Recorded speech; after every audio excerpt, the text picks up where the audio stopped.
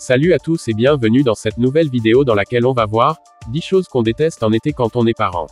Mais d'abord pour commencer abonnez-vous à ma chaîne et activez la cloche de notification pour ne plus manquer mes prochaines vidéos.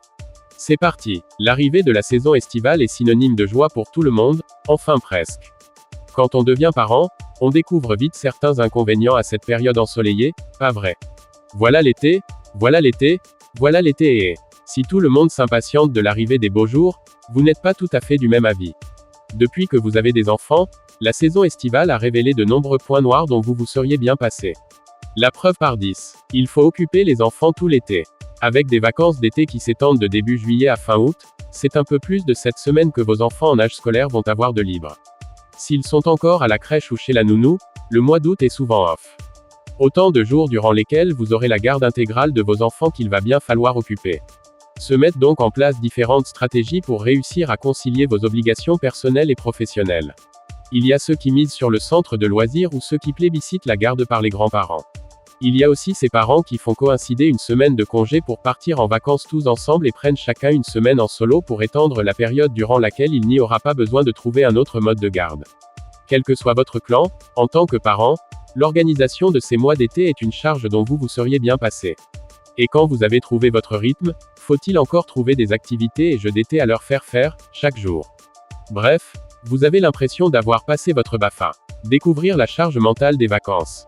Si vous faites partie des 6 Français sur 10 à partir en vacances l'été, vous avez aussi découvert le revers de la médaille, organiser un séjour pour une tribu, c'est autre chose que des vacances en amoureux en last minute. Dès le début d'année, vous évaluez les différentes possibilités, comparez les prix des différents hébergements pour trouver le bon compromis et vérifiez que vous trouverez des activités kids-friendly sur place. Une fois votre destination choisie, à l'approche du départ, c'est encore à vous, parents, pour ne pas dire maman, car les femmes restent encore majoritaires à s'occuper des grands départs, de penser à avoir le linge propre pour préparer les valises, s'assurer qu'on n'a surtout rien oublié, réveiller tout le monde le jour du départ et réfléchir à comment s'occuper sur place, sans parler de la gestion des repas. Vous avez dit, vacances. Trouver une place sur des plages bondées. La plupart des familles privilégient encore les destinations balnéaires pour les vacances d'été. Conséquence. Le taux d'occupation sur la plage explose. Il faudra arriver tôt pour s'assurer un espace suffisant pour toute la famille, mais quoi qu'il en soit, vous serez certainement collé à une famille de touristes néerlandais ou allemands.